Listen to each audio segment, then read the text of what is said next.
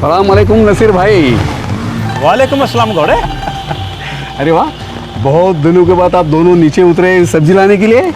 खैरियत तो है? हाँ भाई, ऊपर वाले का रहम है। आजकल माजिद नहीं दिखाई दे रहा है। भटक रहा होगा कहीं इधर उधर, जवान खून है। कुछ मदद चाहिए तो बोलना। ज़रूर ज़रूर। वैसे हमें कोई दिक्कत नहीं, नीचे आने से टहलने से ज़रा तबीयत बनी रहती है। तो फिर से मॉर्निंग वॉक चालू कीजिए, पहले जैसा। सब लोग याद कर रहे हैं आपको। आया करेंगे। खुदा हाफिज़ गौड़े। आपका ख्याल रखना नसीर भाई। हाँ, शुक्रिया।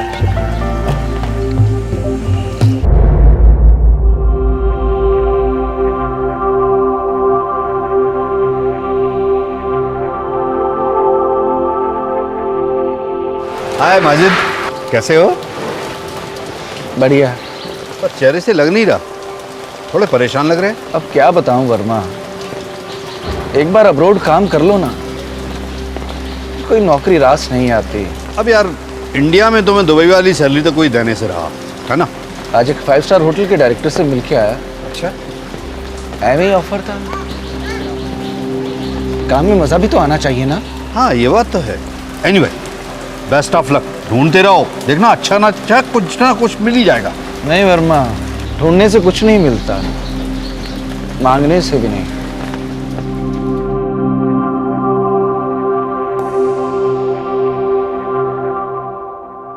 खाने के वक्त पूछना जरूरी है क्या?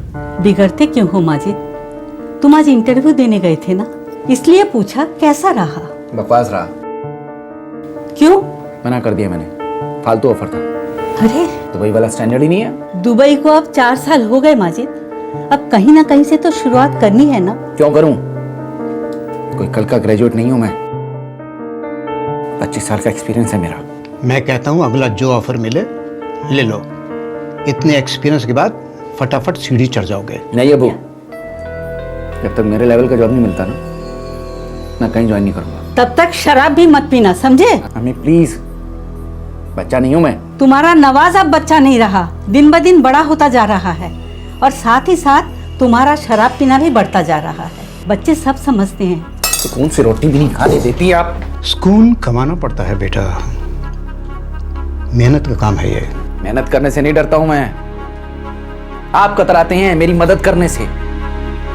पता नहीं किस बात का डर है। अरे ये भद्दा सा मकान बेच के पूना क्यों नहीं चलते? मैं जैसे घर में रहेंगे वहां पे हम कुछ काम कर लूंगा अच्छा सा। मैं नवाज, आप सब साथ रहेंगे, समझते नहीं आप? हमारी उम्र का लिहाज करो माजिद मियां। इस उम्र में नए घर और नए शहर से वाकिफ होने की ना तो हम में ताकत है और ना ही फितरत। हम यही खुश हैं। जब मैं खुश नहीं हूं तो आप लोग कैसे खुश रह सकते हो? हमारे रहते तुम कभी खुशी से नहीं रह सकते। तुम अपने सारे अरमान पूरे कर लेना, जब हम नहीं रहेंगे तब, समझे बेटा?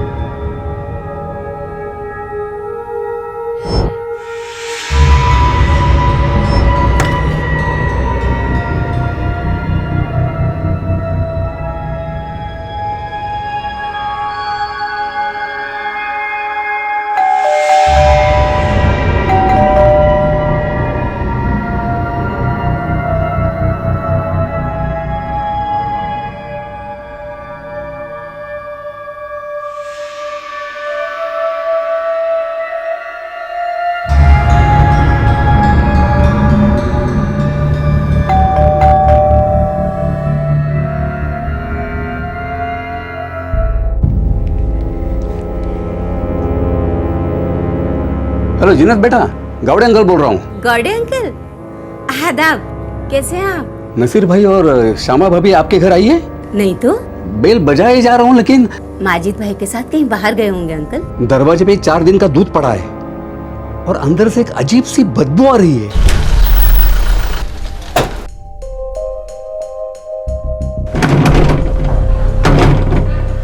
एक बार तोड़।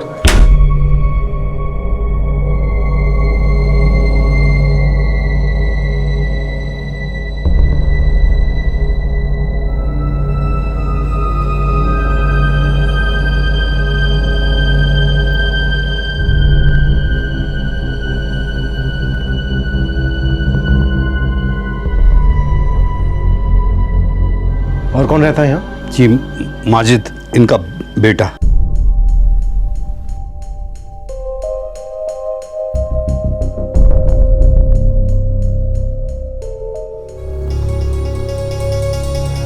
मैंने जो किया है बहुत दर्द सहने के बाद किया है। अम्मी अब्बू ने मेरा जीना दुश्वार कर दिया था। मुझे डर है कि एक दिन मैं बिल्कुल लाचारी में अपने बेटे नवाज पर बोझ बन जाऊंगा। मेरी अब जीने की कोई ख्वाहिश नहीं है। नवाज, मेरी जान, पापा को माफ कर देना। मुझे तुम्हारी अम्मी के पास ही दफना देना। माजिद जमाल। ये माजिद का नंबर है किसी के पास? नहीं जी, वो तो सेल रखता ही नहीं था। उनकी एक बेटी है जीनत, हैदराबाद में रहती है। आपको फ़ोन करने से पहले मैंने उनको फ़ोन किया था, जल्दी मुंबई की फ़्लाइट पकड़ो। हाँ, माजिद का एक बेटा है नवाज, पूना में काम करता है। क्या काम करता है? बीपीओ शीपीओ में नौकरी करता है। उसका नंबर है आपके पास? नहीं। कोई बात नहीं, हम उसे ढूंढ लेंगे। एक बुजुर्ग जोड़े की निर्दयी हत्या हुई थी उन्हीं के घर में। ये जोड़ा पिछले 15 साल से इस फ्लैट में रह रहा था। वहां मिला था एक नोट जो उनके बेटे माजिद का सुसाइड नोट जान पड़ रहा था। तहकीकात पोस्टमार्टम से शुरू हुई। इनके सर पर काफी गहरी चोट है और उसी चोट की वजह से इनकी मौत हुई है। और पत्नी शमा जमाल? इनके दुपट्टे से ही इनके गले को घोंटा गया है। तकरीबन कब हुए होंगे ये मर्डर? दोनों मर्डर्स करीब 72 से 80 घंटे के बीच में हुए हैं। मतलब 3 दिन पहले? करेक्ट। अच्छा, अब दोनों मर्डर एक साथ हुए हैं या एक पहले एक बाद में? नहीं, दोनों एक साथ तो नहीं हुए, 2-3 घंटे का फर्क है। नसीर जमाल की मौत पहले हुई। इंटरेस्टिंग।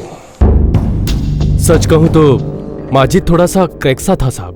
मतलब 100% नहीं कह सकता, पर अजीबोगरीब बातें करता था।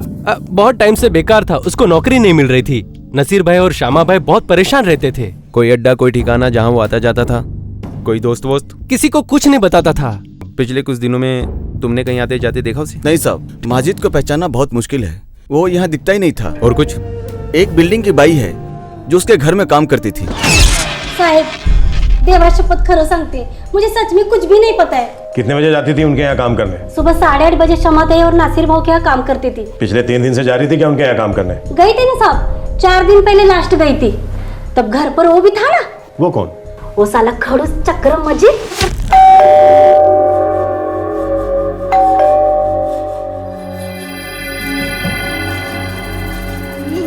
आज काम नहीं है, जाओ। क्यों? मैम सब घर में नहीं है। बोला ना काम नहीं है। एक हफ्ता घर बंद रहेगा, आने की जरूरत नहीं, जाओ। मुझे मैम सब से बात करने दो साहब। उन्होंने बोला था आज पूरा दिन घर की साफ सफाई करनी है। कैंसिल सब, होना जा रहे हम लोग। एक हफ्ता घर बंद रहेगा। साहब कुछ अजीब सा तो जरूर लगा साहब। साहब हैदराबाद से माजिद की बहन और पुणे से उनका लड़का आया है। भेज उनको अंदर। ठीक है साहब। रुकमणी भाई, अब तू जा।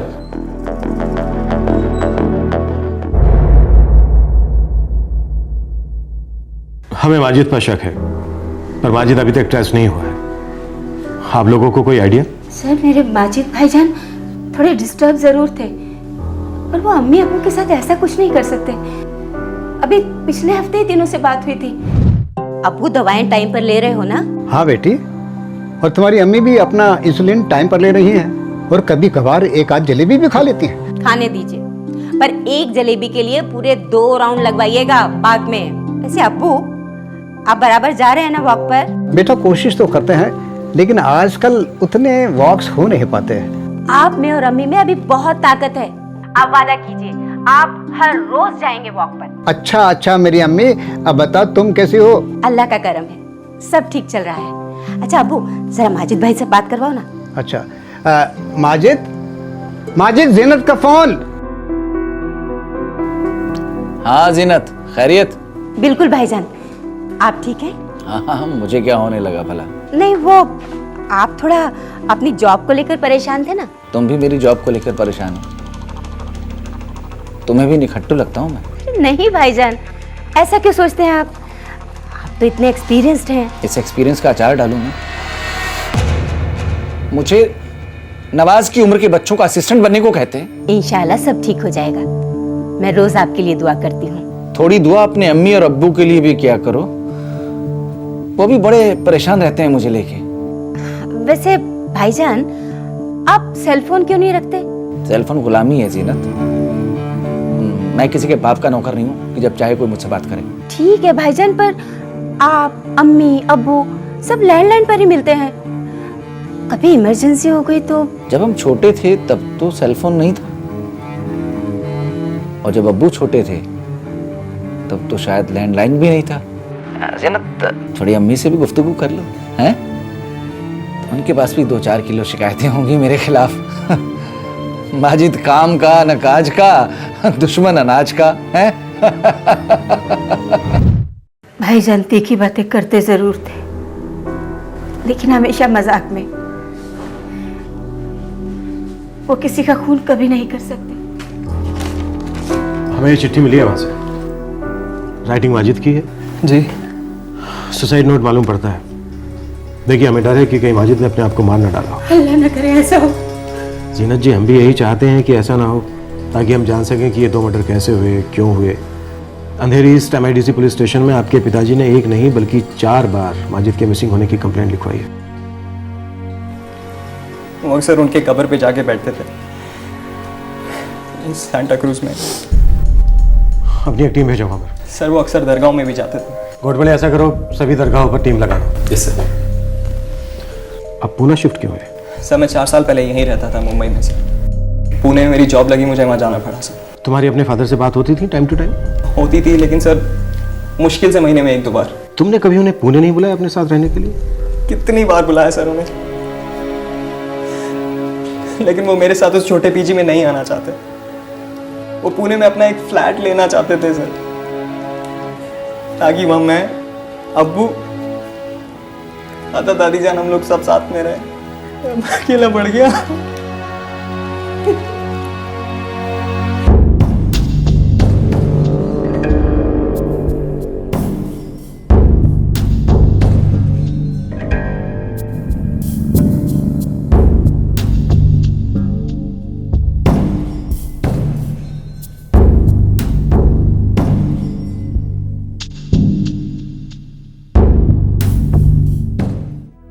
सर कब्रिस्तान में और दरगाहों पे 24 घंटे वॉच रखी जा रही है सर, पर अभी तक कोई मूवमेंट नहीं मिल रही है सर। मुझे लगता है माजिद ने अब तक सुसाइड कर लिया होगा। कोई बंदा ऐसे अपने माँ बाप को मारकर जिंदा कैसे रह सकता है सर? अच्छा, अब माजिद का फोटो सभी पुलिस स्टेशन में भिजवा दो, और सारे मोर्ग में भी, मुंबई और पुणे दोनों जगह। Okay sir. एक 50-55 साल का आदमी अपने बूढ़े माँ बाप को ऐसे मार डालता है, क्या चल रहा होगा उसके दिमाग में, उसके घर में?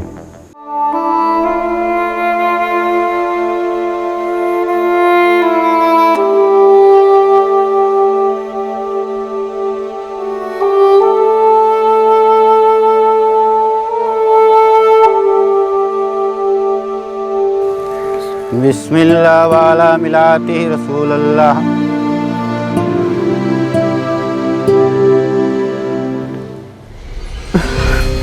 रूपी, सच बताइए प्लीज, आपको लगता है कि अब्बू ने दादा दादी जान को मार डाला? खुदा न करे कि पुलिस की बात सच हो जाए। मैं जानता था अब्बू अम्मी की मौत के बाद बहुत परेशान थे। मैं कुछ नहीं कर सका उनके लिए फूफी। मैंने पुलिस को एक बात नहीं बताई।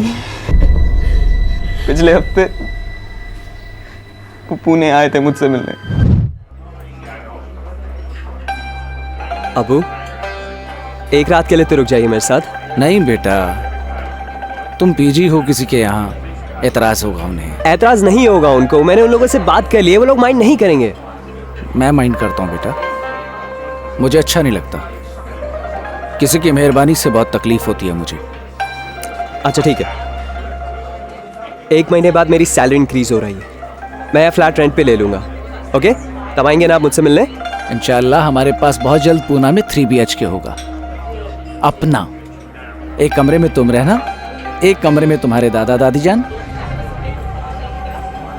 और एक कमरे में मैं और तुम्हारी अम्मी शहनाज। अब्बू, अम्मी को मरे हुए 10 साल हो गए। ऐसा कुछ नहीं कहना बेटा, वो सिर्फ गहरी नींद में है बेटा। यहां पूना आने से पहले मिल के आया हूं उसे। बहुत प्यार करती है तुम्हें बेटा। अच्छा मैं निकलता हूं मुंबई के लिए, वरना तुम्हारी अम्मी नाराज हो जाएंगी कि मैं उसके लिए फूल नहीं लेके आया। ये आजकल उसे गुलाब का बड़ा शौक चढ़ा है बेटा। मुझसे कहती है मेरे लिए सारे सफ़ेद गुलाब ले आइए। आसान नहीं होता यार, सफ़ेद गुलाब मिलना आसान नहीं होता, लेकिन मैं फिर भी कभी उसे मायूस नहीं करता। 4 साल पहले जब मैं यहाँ पे था ना, आप अक्सर अम्मी की कब्र पे जाके बैठते थे,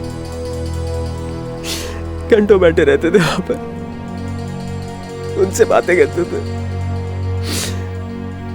मुझे भी ले जाते थे वो कभी कभी।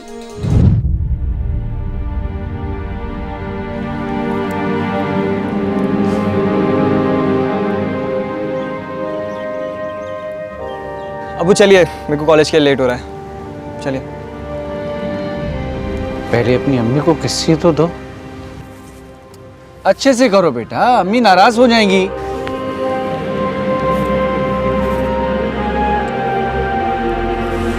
ओके, अब चलिए। चलो भाई।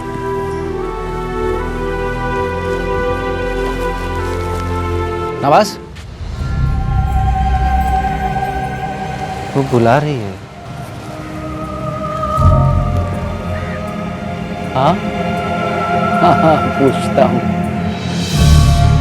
अम्मी पूछ रही हैं कॉलेज के बाद क्या करने का इरादा है। वो आपको पता है मेरे को ये सब बातें अच्छी नहीं लगती हैं। नवाज, बदतमीजी हो गई ना ये तो। अम्मी कुछ पूछ रही हैं और तुम कह रहे हो मैं जा रहा हूं। अम्मी है तुम्हारी।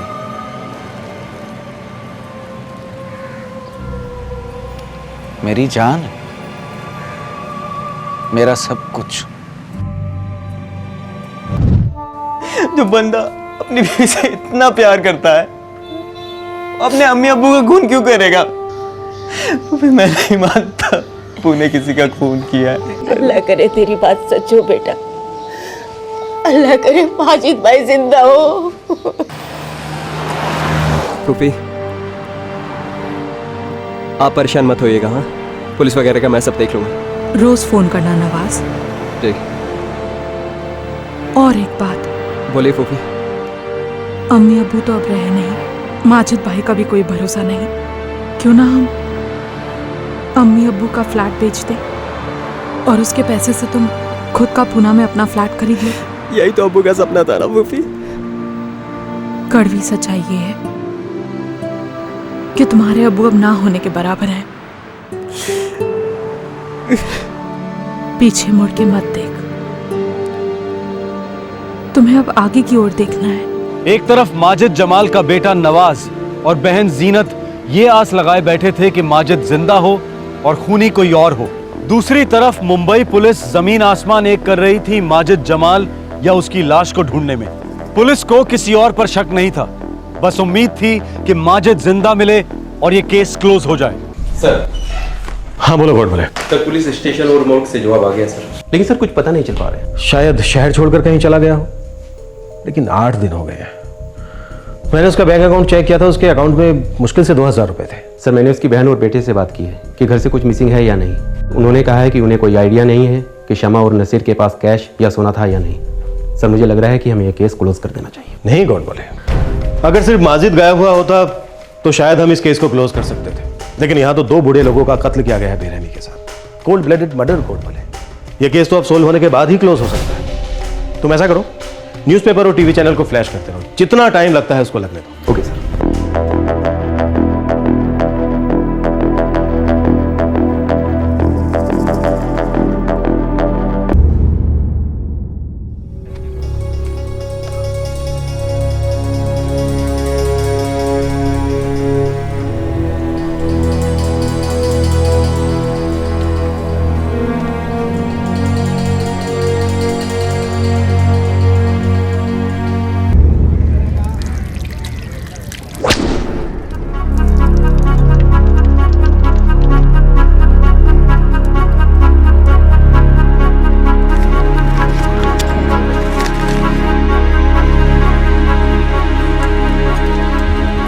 भाई साहब कितने पैसे हुए? 35 रुपए।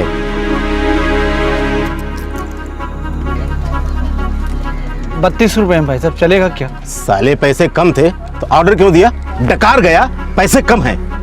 ला, अब भाग ऐसे, भाग।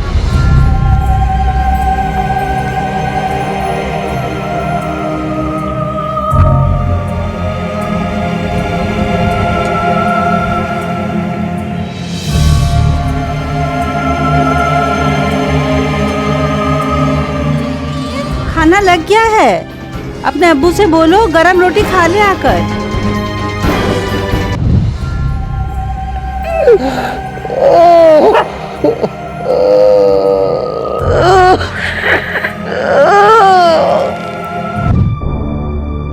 माजिद, तेरे अब्बू कहाँ हैं?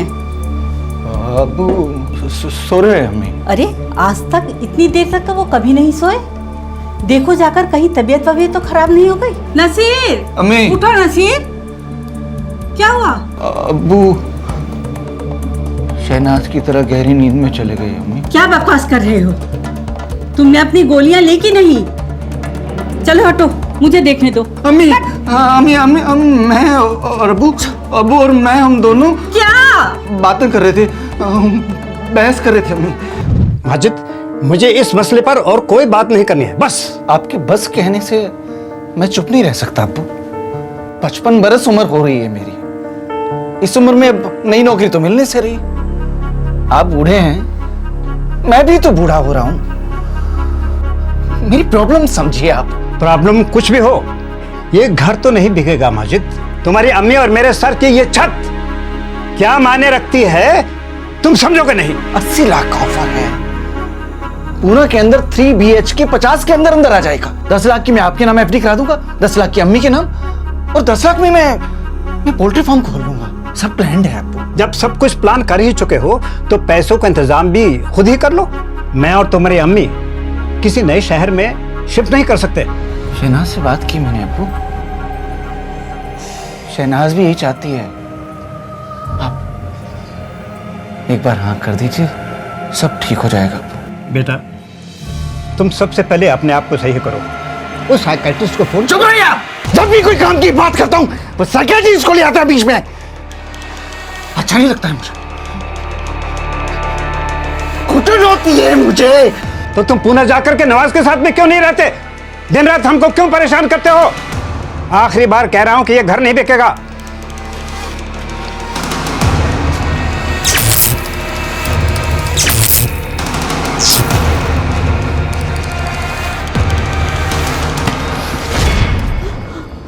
अम्मी, मैं अब्बू को मारना नहीं चाहता था। मेरे कानों में एक आवाज आई, बोली कर दो। मैंने कर दिया। ये तूने क्या कर दिया? मैं शहनाज को बोल के आता हूँ। अम्मी छोड़ मुझे जाने दे। आप देख नहीं पाएंगी अम्मी। अम्मी आप देख नहीं पाएंगी। दे, मुझे जाने दे। अम्मी अंदर अब्बू सो रहे हैं। मुझे छोड़ दो। नहीं, मैं पुलिस को बोलता हूँ, बुरे माजिद को फांसी पे चढ़ा दो और अच्छे माजिद को शहनाज के पास भेज दो। है अम्मी? तुम अंदर मत जाना, तुम ना इधर इधर सोफे पे सोना अम्मी। इधर इस वाले सोफे पे सो जाना।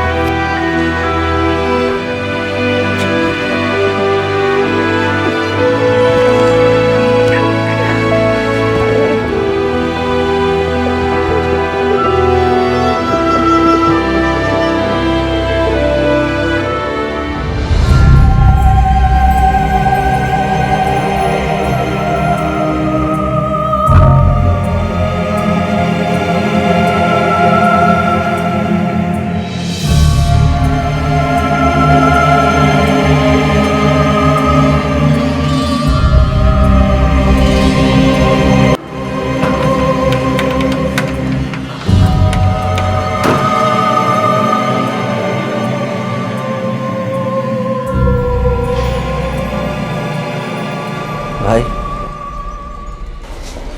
एक फोन करना है, बहुत अर्जेंट है। अरे आप हैं कौन और यहाँ क्या कर रहे हैं? वो किस लिए आए हैं? भाई शायद तुम नए आए हो। मैं कई सालों से सोसाइटी में रह रहा हूँ। मेरी सेल फोन के साथ साथ मेरी चाबियाँ भी खो गई हैं घर की। मेरा बेटा भी लेके आता ही होगा। इस कॉल के पैसे भी दे दूंगा। ठीक है, लीजिए। थोड़ा जल्दी कीजिएगा, इसमें बैलेंस कम है।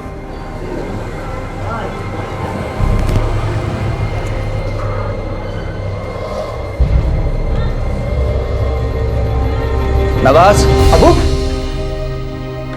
अबू, अब कहाँ हैं आप? मैं मुंबई में हूँ बेटा, अपनी सोसाइटी में। पता नहीं किसी ने घर का ताला चेंज कर दिया हमारे। मुझे अंदर जाके अपनी दवाइयाँ लेनी है बेटा। अब आप वहीं वेट करिए, यहाँ सोसाइटी में गार्ड के पास वेट करिए। मैं पहुँच रहा हूँ, मैं बस पहुँच रहा हूँ, प्लीज। हो सके तो आते वक्त कुछ खाने के लिए ले आना, मुझे बहुत भूख लगी है बेटा। मैं पहुँच गया अबू, बस मैं पहुँच गया, आप वेट कीजिए।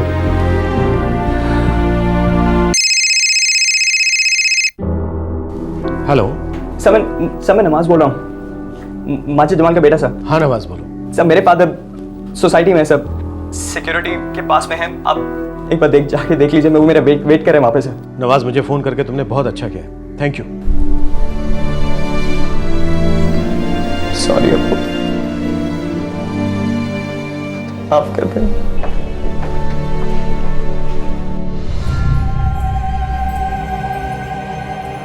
जेल में खाना मिलेगा? हाँ मिलेगा, चल।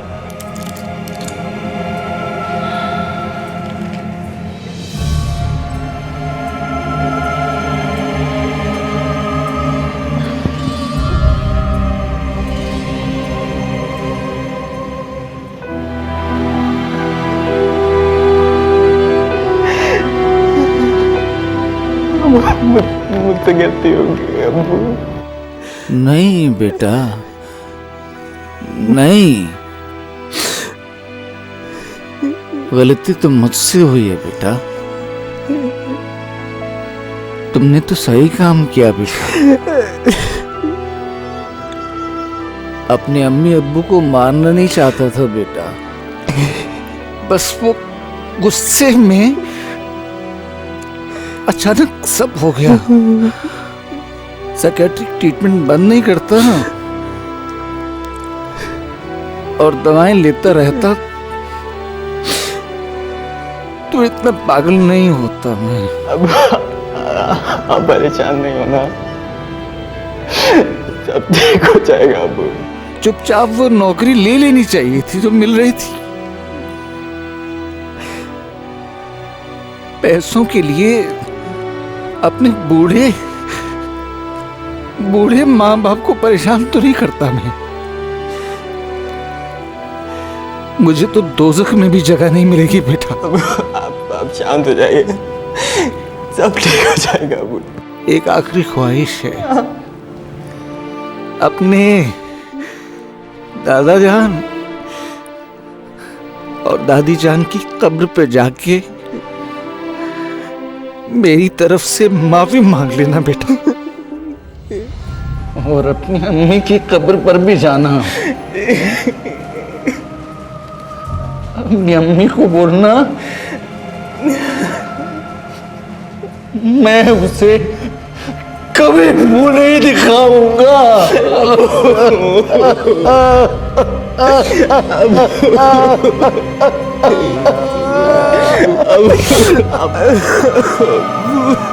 नमस्कार, आदाब। क्राइम पेट्रोल दस्तक में आप सबका एक बार फिर से स्वागत है। Excuse me sir. Yes sir, मैं एस्ट्रो बैंक से हूँ। हम लोग एक स्पेशल रेट ऑफर कर रहे हैं बिजनेस लोन्स के लिए, आपको इंटरेस्ट होगा सर? भाई वो तो रेट पर डिपेंड करता है सर। मार्केट रेट से 2% कम है सर। कब कांटेक्ट करूँ सर मैं आपको? कल सुबह करना, फोन पर टाइम बता दूंगा। Thank you sir.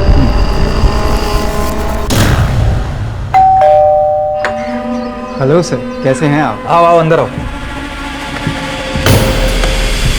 आज के जमाने में पैसा ना सिर्फ बोलता है बल्कि पैसा राज भी करता है।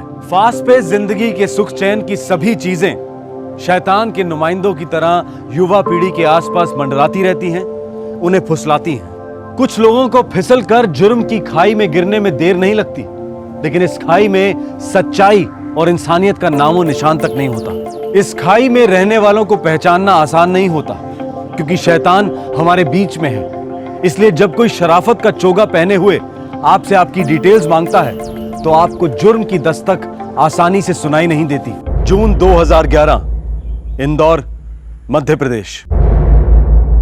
आज शाम को मैं इलेक्ट्रिशियन भेज दूंगा, वो आकर एसी ठीक कर देगा। और कोई सेवा हो तो आप मुझे बेझिझक फोन कीजिएगा। कैसी सेवा सुरती भाई? अब तो मकान मालिक कम, रिश्तेदार ज्यादा लगते हैं। अभी हमें 1 हफ्ता भी नहीं हुआ इंदौर आए हुए, सभी कुछ आप ही तो कर रहे हैं हमारे लिए। अरे रागिनी जी, वैसे मैं ये मकान किराए पे बहुत कम देता हूँ। आप लोग अच्छे लोग हैं और मैं अच्छी तरह से जानता हूँ कि आप इस घर को अच्छे से रखेंगे। नमस्ते। नमस्ते। पापा सिर्फ 4 दिन की तो बात है, बस एग्जाम लिखा, 2-3 दिन फ्रेंड्स के साथ चिल आउट किया, फिर सीधे इंदौर। बेटा मुझे 1 हफ्ता और निकालना है भोपाल में। मैं भी नहीं हूँ, तुम भी नहीं हो घर पे, तुम्हारी माँ और नानी माँ घर पे अकेली रहेगी बेटा। पापा आप मुझे अब बेकार का गिल्ट ट्रिप दे रहे हो। यू नो ना पापा how much I miss Ujjain. हाँ पता है बेटा, लेकिन नो लेकिन मम्मी ने मुझे परमिशन दे दी है। अच्छा ठीक है, लेकिन सिर्फ 4 दिन। हाँ थैंक्स पापा। और सुनो, अपना मोबाइल हमेशा ऑन रखना और अपने पास ही रखना, और रोज मुझे कॉल करना, ठीक है? हाँ पापा, आप दुनिया के सबसे बेस्ट पापा हो। हाँ पता है। Thank you so much, love you, bye. Love you too बेटा। नानी माँ, आपको पता है पापा ने मुझे उज्जैन में 4 दिन रहने की परमिशन दे दी है। ठीक है, लेकिन अब आधा दिन यही मत सोचती रहना कि उज्जैन जाकर क्या करूंगी दोस्तों के साथ, ये और वो। अपने एग्जाम्स की तैयारी करना, मेडिकल एंट्रेंस के एग्जाम्स है, कोई मजाक नहीं, समझी? कम ऑन नानी माँ, मेरे लिए एग्जाम सबसे इम्पोर्टेंट है, और बचपन से लेकर डॉक्टर बनने का सपना पूरा करने का टाइम जो आ गया है। मेरी बच्ची तू जरूर डॉक्टर बनेगी, हम सबका आशीर्वाद है ना तेरे साथ। माँ, वो आपने प्रेशर कुकर कहाँ रखा है? वो तो मैंने उसी बक्से में रखा था, मगर वो वाला बक्सा तो अभी तक खोला ही नहीं बेटा। जी मैं देखती हूँ। यस, एक सेकंड। मम्मी, कोई कॉस्मेटिक कंसल्टेंट का फोन है। देखो। हेलो। हाँ जी पहचाना। अभी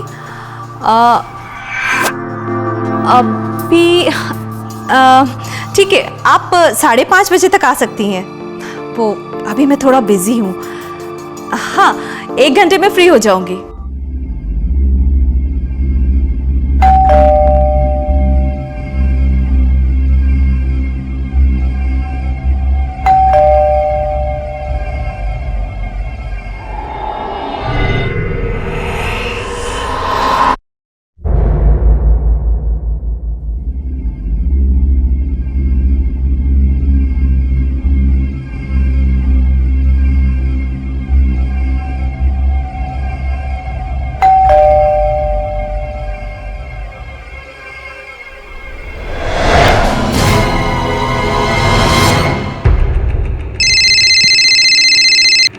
सुरती भाई, सुनील इलेक्ट्रिशियन बोल रहा हूँ। अच्छा पहले ये बताओ कि तुमने एसी ठीक कर दी कि नहीं?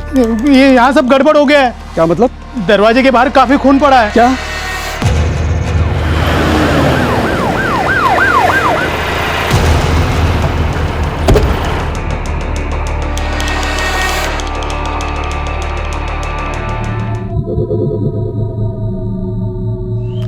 शिवारे, दरवाजा तोड़वा दो।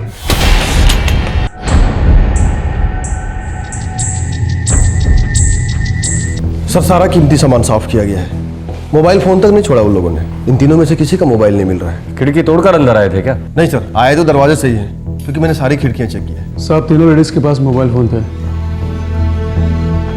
आप मकान मालिक मिस्टर सुरती? जी साहब, अभी 1 हफ्ते पहले ही किराए पे लिया था मकान इन लोगों ने। इन 3 औरतों ने?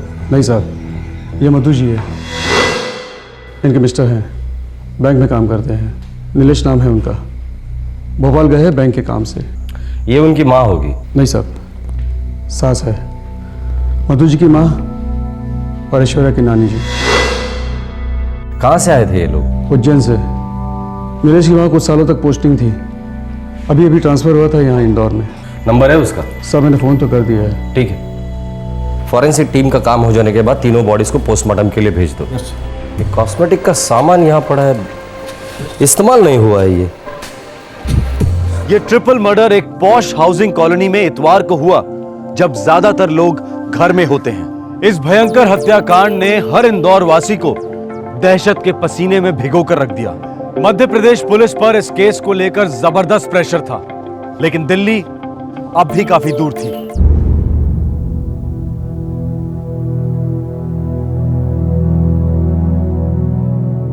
ये अधेड़ उम्र की महिला मधु, इनके सिर में गोली मारी गई, क्लोज रेंज से। इनकी लाश घर के दरवाजे के पास मिली थी। ये बुजुर्ग महिला मिसेज रागिनी, इनको स्टेप किया गया 6 बार। इनकी लाश जमीन पर मिली, डाइनिंग टेबल के पास। ये ऐश्वर्य, उम्र में सबसे छोटी, इसने काफी फाइट किया उन हत्यारों के साथ। इसके चेहरे पर कुशन या हाथ रखकर इसे मारने की कोशिश की गई और लास्ट में इसका गला काटकर इसे मारा गया। इसके हाथों में भी काफी घाव है, ये देखिए, ये खरोंचे।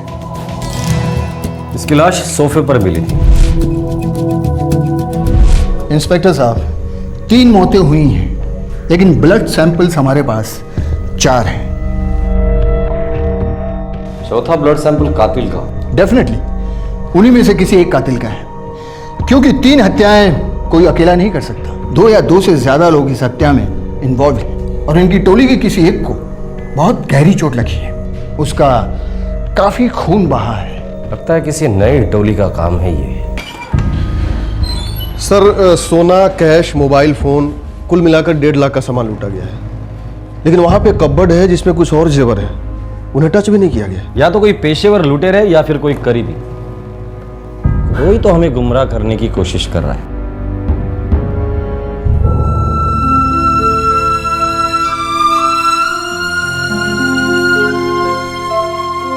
पहले सब माफ कीजिए, मैं आपकी हालत समझ सकता हूं, पर कुछ सवाल है जिनके जवाब चाहिए। जी। आपके घर से काफी चीजें लूटी गई और काफी चीजें, कीमती चीजें छोड़ी भी गई है, ऐसा क्यों? मुझे नहीं मालूम सर। किसी से दुश्मनी? जी नहीं। आपकी बेटी ऐश्वर्या, बीवी मधु और सास रागिनी, इनकी किसी के साथ कोई दुश्मनी? सर, हम लोग इंदौर में नए हैं, मुझे नहीं पता हमसे किसी को क्या दुश्मनी हो सकती है। किसी से पुरानी दुश्मनी, उज्जैन से? मुझे नहीं लगता सर।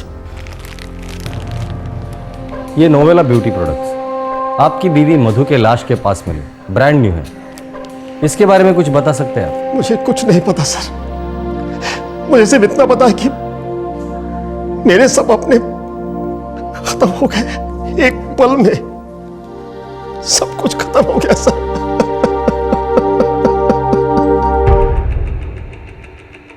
सर, उज्जैन में काफी पूछताछ की, दुश्मनी वाला तो कोई भी एंगल नहीं मिला। हॉस्पिटल का क्या रिपोर्ट है? उसमें से एक हत्यारा काफी घायल हुआ था। 10 हॉस्पिटल ने पूछताछ किया सर, ऐसा कोई भी केस नहीं है। Private clinic? वहां पूछताछ जारी है सर। वो हत्यारा बुरी तरह घायल हुआ था, काफी खून बहा था, बिना दवा के ज्यादा दूर तक भाग नहीं सकता है वो। सर, वो जो कॉस्मेटिक्स मिले थे नोवेला ब्यूटी प्रोडक्ट्स के, वो कहाँ के?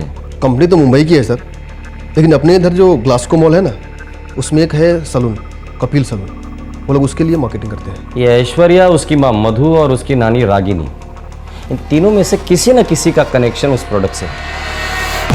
ऐश्वर्या कुलकर्णी, मधु कुलकर्णी, रागिनी घोरपड़े।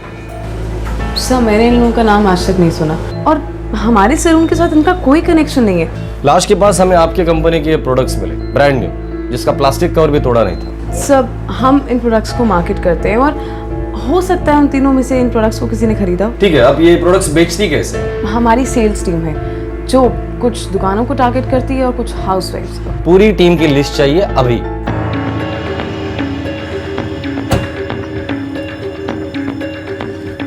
सर, अंदर डॉक्टर बोला कि 26 जून को एक आदमी आया था जिसको गोली लगी थी, शाम को 6:15 बजे। लगभग 25 साल का होगा। उसका नाम, पता कुछ? सॉरी इंस्पेक्टर, ब्लीडिंग इतनी जबरदस्त हो रही थी कि कुछ भी पूछने का टाइम ही नहीं मिला। अरे ये तो बहुत सीरियस है, कैसे हुआ ये? वो जी एक वो गोली छूकर निकल गई। गोली? जी। फिर तो ये पुलिस केस है। हाँ, मैं अभी थाने जा रहा हूँ, आप प्लीज पहले इसका इलाज कीजिए। मैं इतनी जल्दी मरना नहीं चाहता हूँ, मैं खो नहीं दे सकता डॉक्टर साहब, प्लीज। देखो, अगर तुम पुलिस को इन्फॉर्म नहीं करोगे तो मैं करूंगा। डॉक्टर साहब, मैं सीधा थाने ही जा रहा हूँ और इंस्पेक्टर को लेके सीधा आपके पास आऊँगा। वो यहाँ आके आपकी स्टेटमेंट ले लेंगे कि आप इसे इलाज करवाएं। और वैसे भी पुलिस के चक्कर में अब कौन पढ़ना चाहता है डॉक्टर साहब? और आपने उसे जाने दिया? गलती हो गई, जजमेंट में थोड़ा चूक हो गई। वो एक्चुअली में दूसरे किसी पेशेंट के साथ बिजी हो गया। उसने कोई और जानकारी दी आपको? बस वो इतना ही कह रहा था कि कोई पुरानी दुश्मनी थी मोहल्ले की, किसी जावेद ने उस पर गोली चलाई थी। पता तो दूर की बात है डॉक्टर, नाम तक नोट नहीं किया आपने उसका? हाँ, एक बात याद आई, वो अपनी बातचीत में किसी शास्त्री नगर का जिक्र कर रहा था। शास्त्री नगर के खबरी एक्टिवेट करो। जावेद नाम के जितने हिस्ट्री शीटर हैं सबको पेश करो। सर, कपिल सैलून में 5 सेल्स गर्ल्स हैं। उनमें से 4 से हमारी बात हुई है, लेकिन कोई भी मधु, रागिनी या ऐश्वर्या को नहीं जानती। 5वीं से बात क्यों नहीं हुई? उसका फ़ोन स्विच ऑफ आ रहा है। नाम क्या है उसका? निधि वर्मा। पता निकालो। इस निधि वर्मा की पूरी कुंडली चाहिए मुझे। लेकिन एक और बात है। बोलो। मधु कुलकर्णी के फ़ोन रिकॉर्ड के अनुसार कत्ल की शाम 4:30 बजे एक फ़ोन आया था और वो नंबर निधि वर्मा का है। ये बात तो मुझे अभी बता रहे हो। गाड़ी निकालो। Vidyanagar, house number 6।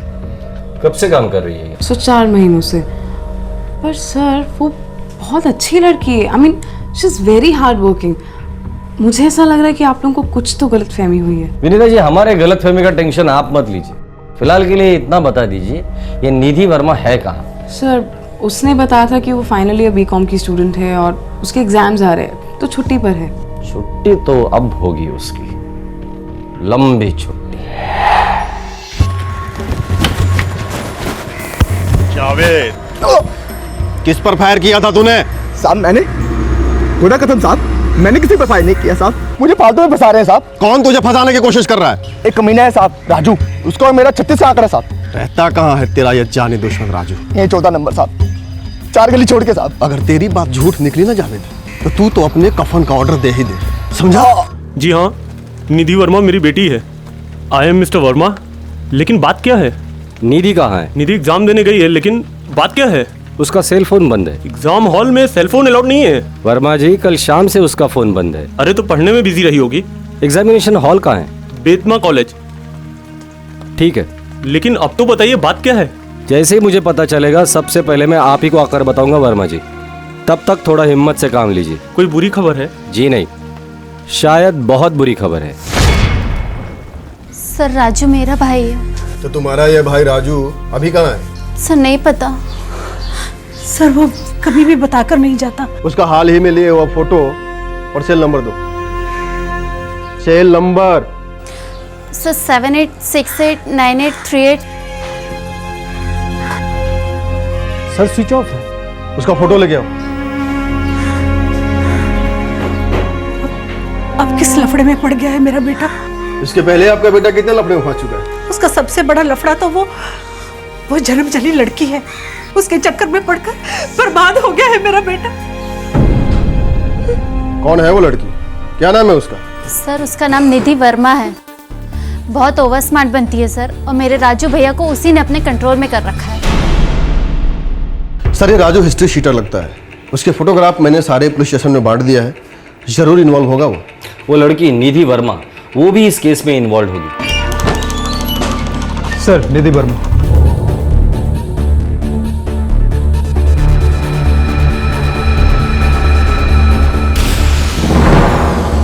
What is this, sir? मुझे यहाँ क्यों बुलाया है? सर मेरे एग्जाम्स चल रहे हैं। और हम रिजल्ट ढूंढ रहे हैं। बैठो।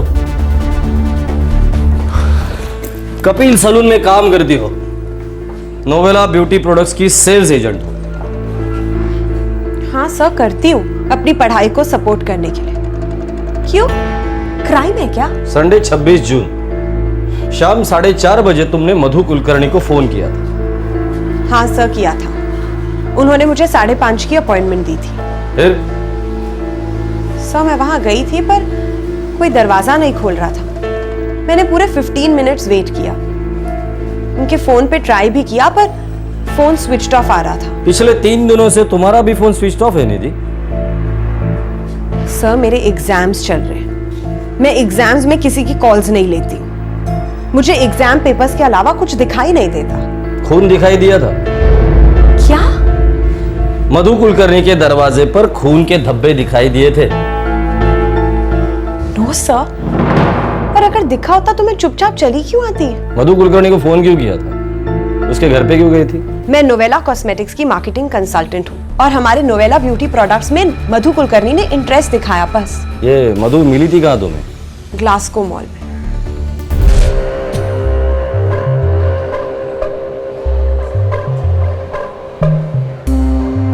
Excuse me ma'am. मैम क्या आपके पास 2 मिनट है? बोलो। मैम आप ब्यूटी प्रोडक्ट्स इस्तेमाल करती हैं ना? सॉरी, मुझे इंटरेस्ट नहीं है। मैम, आपके प्रोडक्ट्स अच्छे नहीं हैं। आपके फेस पे साफ साफ दिखाई दे रहा है, इसीलिए आपको इंटरेस्ट नहीं है। सच? सच मैम। आप नोवेला प्रोडक्ट्स ट्राई कीजिए, जान दे देंगी आप। मैम, हमारा tie up top international brand से है। हमने अभी तक इंडिया में लॉन्च भी नहीं किया। देखिए, अभी मुझे जाना है। जब आप लॉन्च करोगे तब मैं खरीद लूंगी। मैम, तो अभी ले जाइए ना, ये लीजिए। मगर मेरे पास पैसे नहीं है अभी। मैम, ये फ्री सैंपल्स हैं, बिल्कुल फ्री। आप इन्हें ट्राई कीजिए, यूज कीजिए। अगर पसंद आए तो मैं आपको आगे की स्कीम के बारे में बताऊंगी। वैसे स्कीम क्या है आपकी? अगर आप 2000 से ज्यादा बिलिंग करती हैं या आपने किसी भी फैमिली या फ्रेंड को बतौर क्लाइंट हमारे पास भेजती हैं तो आपको पूरा 50% डिस्काउंट मिलेगा। अच्छा, मैं आपको कांटेक्ट कैसे कर सकती हूँ? मैं आपकी डिटेल्स ले लेती हूँ ना, मैं आपको कांटेक्ट करके सब बता दूंगी। जी बताइए। लिखिए। मधु मैम ने मुझे संडे शाम को फोन करने के लिए कहा था, लेकिन मैं उनसे नहीं मिल पाई। तो उनके घर में वो सारे प्रोडक्ट्स कहाँ से आए? सब मैंने उन्हें कुछ सैंपल्स दिए थे, वही होंगे, या फिर उन्होंने किसी और सेल्स गर्ल से लिए होंगे। राजू से क्या रिलेशन? राजू? हाँ, राजू बॉयफ्रेंड है। क्यों, कोई प्रॉब्लम है? बिल्कुल है। राजू को गोली लगी है। क्या बात कर रहे हैं? कब, किसने मारी?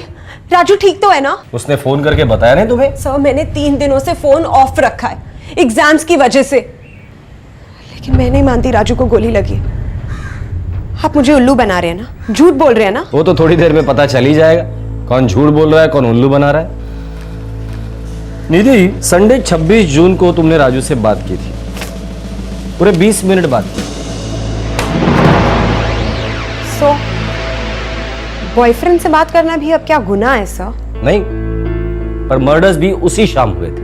माना कि मैं वहां जाकर आई थी, पर राजू का तो इससे कोई लेना देना ही नहीं है। करेक्ट है, राजू से ही पूछते हैं। 7868983848 राजू का नंबर है। स्विच ऑफ है, और उसका तो कोई एग्जाम का बहाना भी नहीं है। सर, राजू का क्रिमिनल रिकॉर्ड है सर, चौक पुलिस स्टेशन से इंफॉर्मेशन मिली है। मुझे लगता है ये किसी गलत राजू की बात कर रहे हैं। तुम्हारा राजू है ही गलत। आगे बोलो। सर, कई सारी चोरी के केसेस है उसके खिलाफ। कुछ महीनों पहले अटेम्प्ट टू मर्डर के केस में अंदर गया था सर। उसका एक दोस्त माधव नाम का एक आदमी था सर, दोनों काफी अंदर बाहर रहे हैं सर। गैंग है क्या इन लोगों का?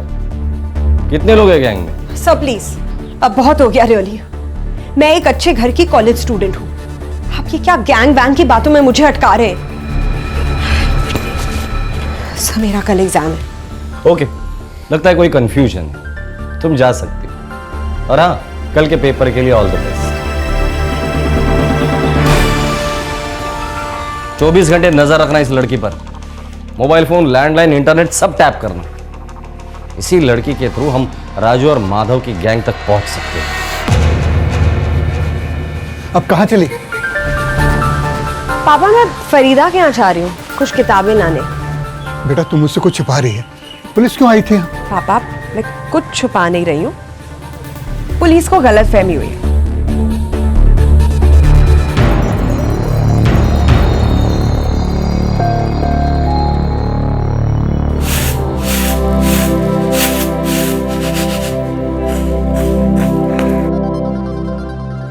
रुक जा, एक कदम भी आगे रखा ना तो टांगे तोड़ दूंगी तेरी, डायन कहीं की।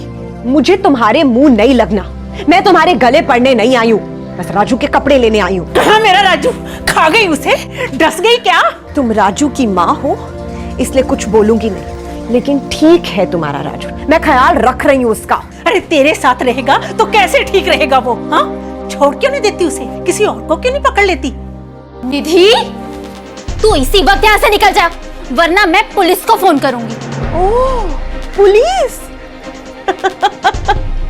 मैं अभी वहीं से आ रही हूँ, तो धमका मत। राजू भैया के एक भी कपड़े को अगर तूने हाथ भी लगाया ना, तो मैं तेरे हाथ काट के रख दूंगी। लो क्लास हो, लो क्लास ही रहोगे, ठीक है? मैं राजू के लिए नए कपड़े खरीद लूंगी, लेकिन एक बात याद रखना कि ये जो 4 पैसे कमा के राजू दे रहा है ना, वो पता है किसकी वजह से? मेरी।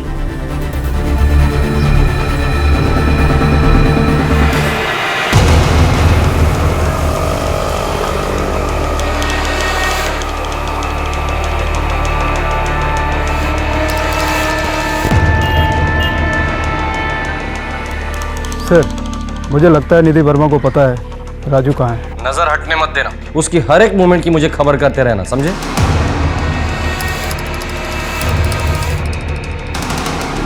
काका, और थे।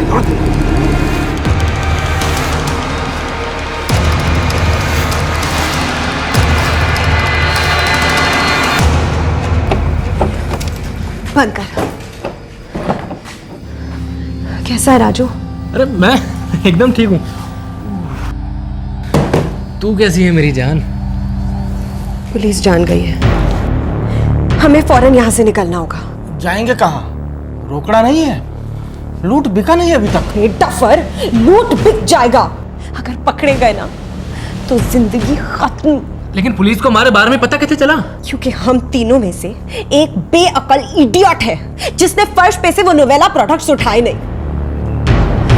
जिनकी वजह से वो मुझ तक पहुंच गए। और पता नहीं कैसे उन्हें तुम्हारी इंजरी के बारे में भी पता चल गया है। मतलब खेल खत्म। तुम ये बताओ करना क्या है? तुम दोनों बस फौरन यहाँ से निकलो, ठीक है? पुलिस को मैं संभाल लूंगी।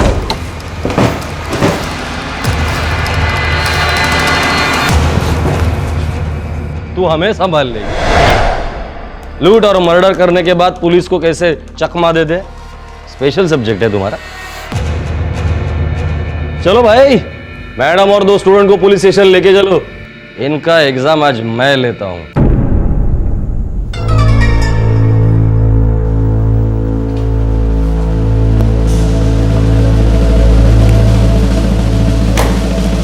रेडी? तो मैडम एग्जाम शुरू करें? किंग्स प्लाजा मॉल में कपड़ों की दुकान थी, वहां मैं शॉपिंग करने जाती थी। राजू के मामा की दुकान थी, पहली बार वहीं मिले और प्यार हो गया। राजू, पता है लाइफ में सबसे ज्यादा चिढ़ मुझे किस चीज से है? यही ना कि तेरे जैसे कॉलेज में नहीं पढ़ा मैं। मुझे ना चिढ़ है मिडिल क्लास बन के रहने से। सच राजू, ढेर सारे पैसे चाहिए मुझे। देख, सीधा सा फंडा है, या तो सीधे साधे रास्ते से कमाई करो, या जो मेहनत कर रहे हैं उनका पैसा लूट लो। सेकंड ऑप्शन सही ऑप्शन है। दूसरे कमाए और हम उनके पैसों पर ऐश करें। रिस्क है मैडम, बहुत तगड़ा रिस्क है। फटती है क्या तेरी? हाँ, वैसे तो बड़े डींगे मारता है, पता है कितनी बार जेल गया हूं, ये वो। देख, मेरी फटती नहीं है, मैं बस इतना चाहता हूँ कि तू इन सब चक्कर में अपनी लाइफ ना बर्बाद कर बैठे। यार, बर्बाद करने के लिए लाइफ है ही कहाँ? मान ले मेरी बात, यह काम तेरे लिए नहीं है। ए हीरो, तू ना जानता नहीं है मैं चीज क्या हूँ, समझा? मैं बस इतना जानता हूँ कि तुझसे बहुत प्यार करता हूँ। मैं रानी बना के रखना चाहता हूँ तुझको, रानी। तो रानी की तरह हीरे जेवरों में तौल देना मुझे, मेरे राजा। किंग साइज जिंदगी जिएंगे दोनों। King size? राजू और माधव जेल में मिले। वो पहले से चोरी और लूट में माहिर थे। हमने अमीर लोगों को निशाना बनाना शुरू किया, कभी मॉल्स के बाहर, कभी एटीएम्स के बाहर। Excuse me sir. Yes sir, क्या मैं आपके 2 मिनट ले सकती हूँ? सर, मैं निधि वर्मा हूँ, एस्कॉर्ट बैंक। हमारे पास एक एक्सीलेंट पर्सनल लोन स्कीम है। इसके पहले कितने खून किए तुम लोगों ने? नहीं सर, हमने आज से पहले कभी कोई खून नहीं किया सर, वो गलती से हो गया सर खून। सच बोल रहा है ये सच है। हमारा इरादा सिर्फ कुलकर्णियों को लूटने का था। सॉरी, मुझे इंटरेस्ट नहीं है। मैम, आपके प्रोडक्ट्स अच्छे नहीं हैं। आपके फेस पे साफ साफ दिखाई दे रहा है, इसीलिए आपको इंटरेस्ट नहीं है। सच? सच मैम, आप नोवेला प्रोडक्ट्स ट्राई कीजिए, जान दे देंगी आप। अच्छा, मैं आपको कांटेक्ट कैसे कर सकती हूँ? मैं आपकी डिटेल्स ले लेती हूँ ना, मैं आपको कांटेक्ट करके सब बता दूंगी। जी, लिखिए। मैंने आपसे झूठ कहा था। मैंने मधु को कोई सैंपल्स नहीं दिए थे, सिर्फ एक अपॉइंटमेंट लिया था। मैंने कुलकर्णी फैमिली का पूरा बैकग्राउंड निकाला था।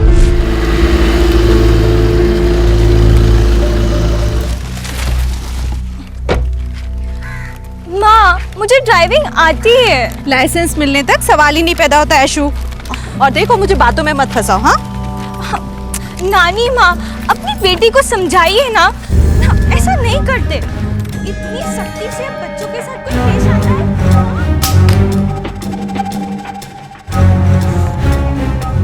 साला एक दिन ना अपनी खुद की गाड़ी होगी चिकनी, तेरी गाड़ी जरूर होगी।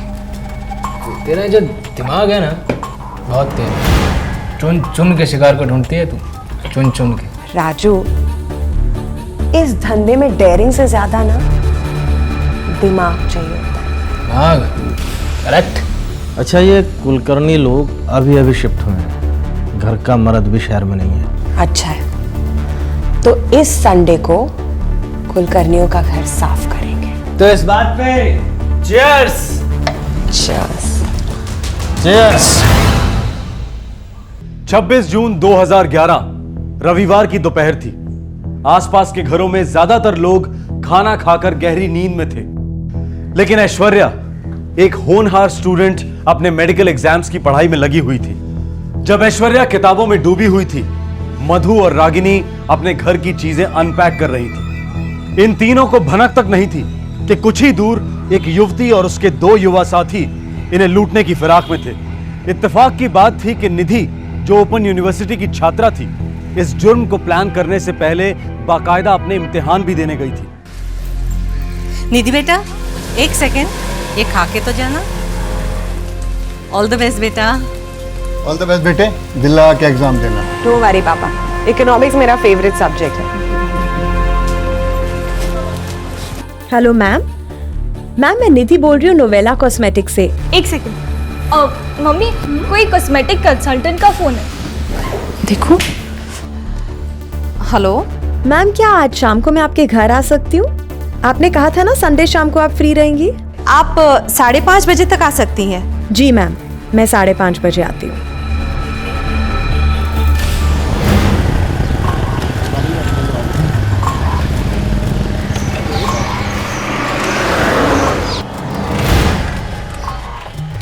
इस खतरनाक बाइक का जुगाड़ किया कहाँ से बे तूने? अब जोन सी पहली बाइक दिखी, उठा ली। नंबर प्लेट चेंज किया ना? मैडम, इतना भी डफर नहीं हूँ मैं। माना कि आप तोप हैं, लेकिन हम भी कोई देसी कट्टे नहीं हैं, समझी? अम्मा यार, इतनी क्यूट बातें ना किया मत कर, समझा? काम पे ध्यान नहीं लगता है। अब तो काम पे ध्यान सच में नहीं लगेगा। चल।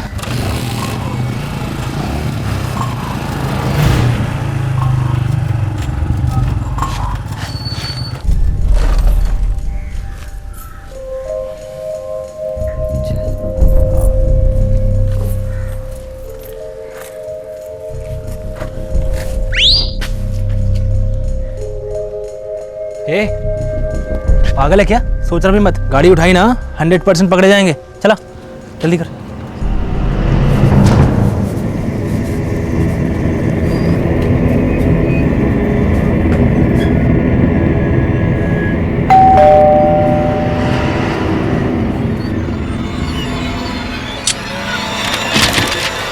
Hello ma'am.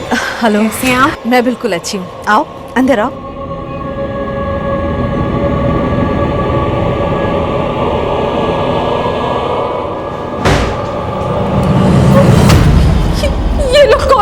मैम, अब जितना चुप रहेंगी ना उतना अच्छा होगा, समझी? चलो। ऐश्वर्या! चुप करा दे साली को गोली से।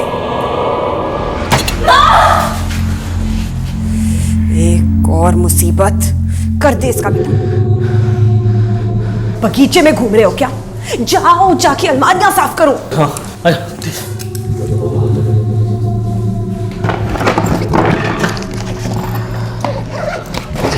कमरा और बाकी है। रहने दो उसे, बहुत देर हो जाएगी। अभी बहुत और बकरे हमारा इंतजार कर रहे हैं। चलो चलो। उन तीनों को मारने का बिल्कुल इरादा नहीं था,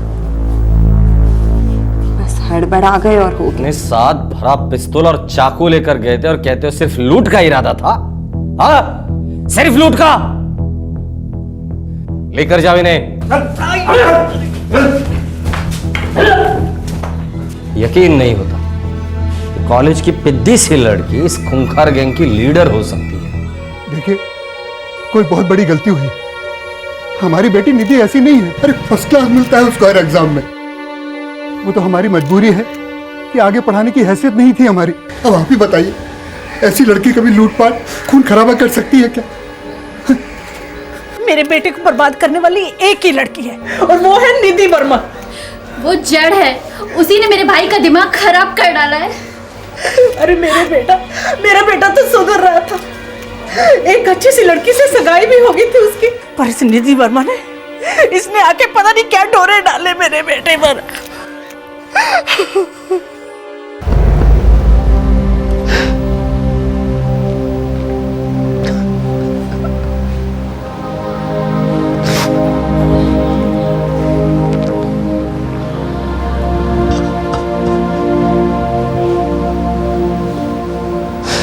आज का ये केस हमारे उभरते शाइनिंग इंडिया को एक आईना दिखाता है। बड़े बड़े मॉल्स, नई नई गाड़ियां, सेल फोन्स, लैपटॉप्स और ढेर सारे लोन्स और स्कीम्स। आज के दौर का लाइफस्टाइल हर होर्डिंग, हर एड से चीख चीख कर कह रहा है, लिव लाइफ किंग साइज।